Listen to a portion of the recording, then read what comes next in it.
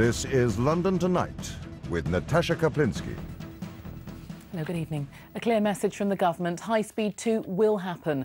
Plans for the controversial multi-billion-pound rail project were today approved. The Transport Minister says Britain needs a modern, reliable and fast service. From Euston Station, a tunnel will connect the HS2 rail line to Old Oak Common, where a new interchange station will be built. From there, the line follows the existing rail corridor westward, with underground tunnels linking the route to Ruislip. A further stretch of tunnelling will extend through the Chilterns, and from here, the route continues north to Birmingham, eventually extending to other northern cities. Our political correspondent Simon Harris reports now on the plans for High Speed 2. The fast train to Birmingham is set to become a whole lot faster. This is a complete white elephant. 14 years from now, passengers will travel at speeds of up to 250 miles an hour. High-speed rail is a direct line to growth. But London to Birmingham in 45 minutes comes at a price. The impact of HS2 will be felt here at Euston, where the station will be rebuilt and an entire neighbourhood will be demolished. In the London suburbs, where high-speed trains will roar past thousands of homes, and in the Chilterns, where opponents say areas of outstanding natural beauty will be devastated. Today, the government produced a revised plan to silence both the railway and the critics. There'll be a much longer tunnel beneath the Chilterns, and another one from Northolt to Ruislip in West London. In both cases, the local MPs just happen to be Conservatives. Cheryl Gillan, the Tory MP for Chesham and Amersham, was threatening to quit her cabinet job as Welsh Secretary. That's now apparently on hold. There'll be no resignation today or anytime soon. There's a long way to go before there'll be a hybrid bill, which was always going to be the trigger point for Cheryl to consider a position. In front of an earlier generation of high-speed train at St Pancras, I asked the Conservative Transport Secretary Justine Greening about her peace offering to residents and voters. I've listened incredibly carefully. Now more than half of this route will either be in tunnel or cutting, and we're working very hard with communities to make sure that we've mitigated the impact of HS2 as far as we possibly can. We'll continue to do that. HS2 should mean less overcrowding on existing commuter trains out of Euston, but the new line could deliver an extra 26,000 passengers an hour. The tube will struggle to cope. I mean, we're talking about doubling the number of passengers in the early morning, for example. Where are those passengers going to go? How are we going to move them on?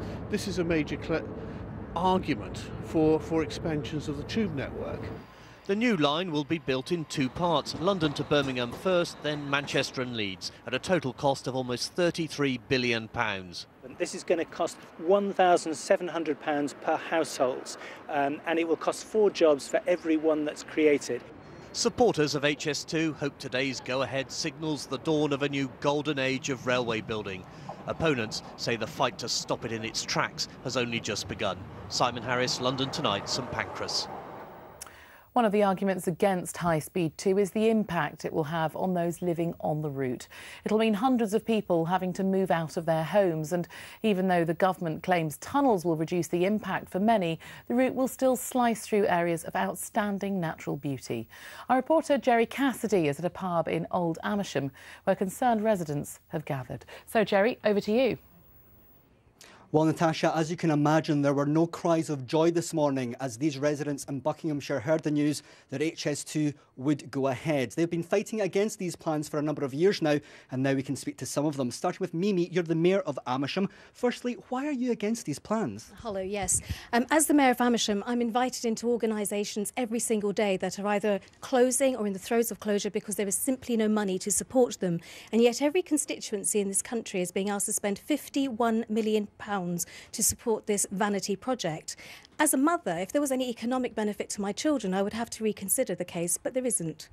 And Aaron, obviously, as Mimi calls it, a vanity project, and there may not be an economic benefit for this region. Surely, as a UK as a whole, you've got to see the benefits for this project for the greater good. Well, if you take HS1 as an example, which was a previous high-speed link, that was vastly over-exaggerated when they were talking about the targets for that pre-build. Now we're obviously at that exact point. How can it be there is no economical case for this? £33 billion? that could be spent so much better elsewhere. Okay, thank you. And obviously some of the concerns that you've had about the environment have been addressed today, but are you convinced that these changes with some of the track going underground will benefit? No, with the greatest of respect to Justine Greening, in her announcement today, nothing she has said addresses the fact that there still remains no business case, no environmental case, and the country simply doesn't have the money to pay for it. Okay, thank you. And finally, Nigel, obviously you've been fighting these proposals for many years now. Is this the end of the war? Indeed not. No, it's today we had a battle. It was a battle that we've been planning for some time. It's a battle that we were expecting the result. We've been planning for it. We've got lots of things going on, and it's move on to the next stage. Okay, Nigel, thank you very much for that. Some heavy words here, and these local residents have said that they will continue their fight against the HS2 until the diggers come in. Natasha, back to you. Jerry, thank you very much. Well, there was some relief today for residents in Ruislip. There are plans there for more than 2.5 miles of tunnel to be built to avoid major impact on the area. Ria Chatterjee has been to meet one campaigner against the plans to find out if the use of tunnels will lessen the blow for residents there. Headlines, and they're not interested in hundreds of homes. Moments after this morning's announcement came a stream of questions. They're not really come through this way. I didn't even mention. Maybe our ministers didn't speak out enough. Lottie Jones has been campaigning against HS2 for years. She feared the tracks would cut through her garden. A tunnel means that threat has gone, but this isn't the end of her fight. 2.7 miles of tunnel through Ruislip will mean that a lot of people will now have the option of staying in their home and being able to plan their lives a little bit.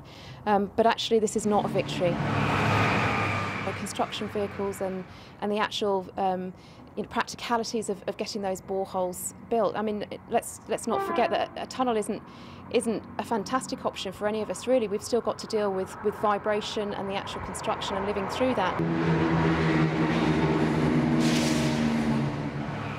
The Department for Transport say the tunnel will avoid impact on local communities in the Ruislip area, and they've listed a package of measures to help those affected by HS2.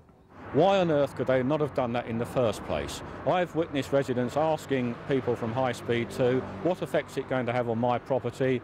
Well, we're not quite sure. We'll work the detail out after the event.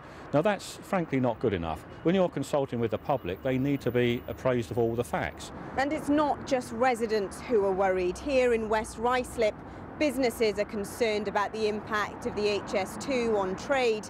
And if the tunnel comes out here, then construction could cause disruption too. Lottie hopes there'll be a review into the consultation process and how residents were treated. We've lived with the stress of this for 2 years now, and even today, given the announcement, we still don't have enough detail to know exactly what's going to happen and who exactly will be affected. They won't release that amount of detail, so residents will still be living in blighted homes. We still don't know whether our homes will recoup any of the value that they've lost, and so for an awful lot of people the stress will be ongoing. She says she's used to trains passing by, just not at 250 miles per hour. Ria Chatterjee, London Tonight, Ruislip. Well, one of the main cases for the high-speed route is the economic impact it'll have on the country as a whole. It's believed that 20,000 jobs alone will be created through development in West London. And long-term, the financial benefits could run into billions of pounds. Here's our business correspondent Glenn Goodman on how High-Speed 2 will affect the London economy.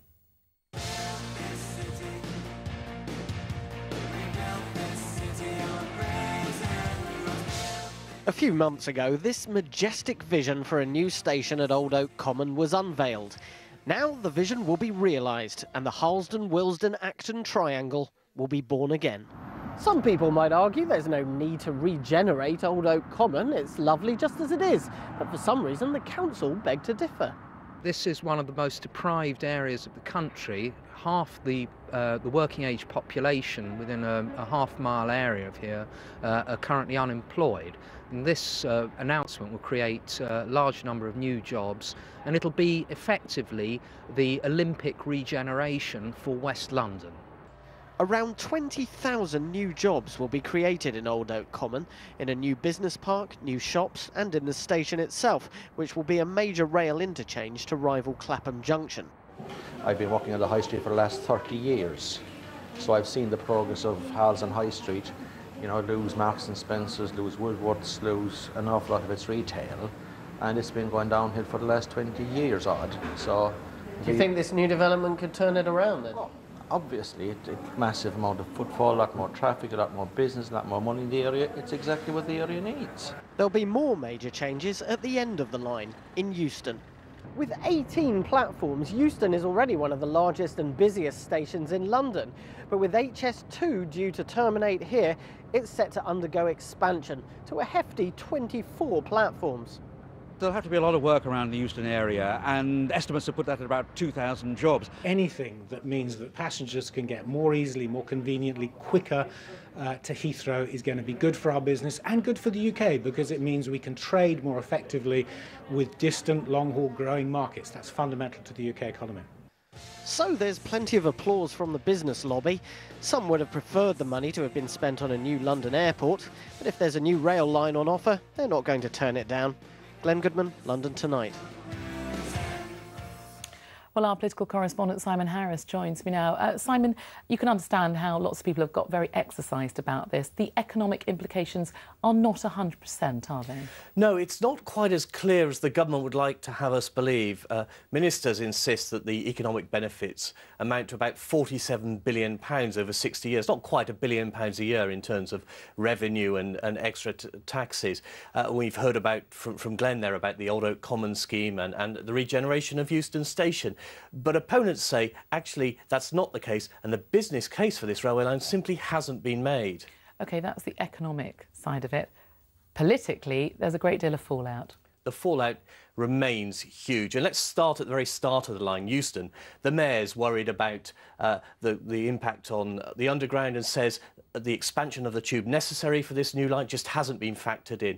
Then there are those homes, something like 500 homes facing demolition or the threat of demolition around Camden Council furious. Further up the line in West Ruislip, they're not all happy about the tunnel. They don't say that the trouble with noise will not be alleviated for everyone. And of course in the Chilterns, we've heard it from the Chilterns all the time, and that continues. It's not just the railway line that they're worried about. It's also about years of mud, dust and blight while it's being built. Indeed. Simon, thank you very much indeed. So a real talking point, isn't it?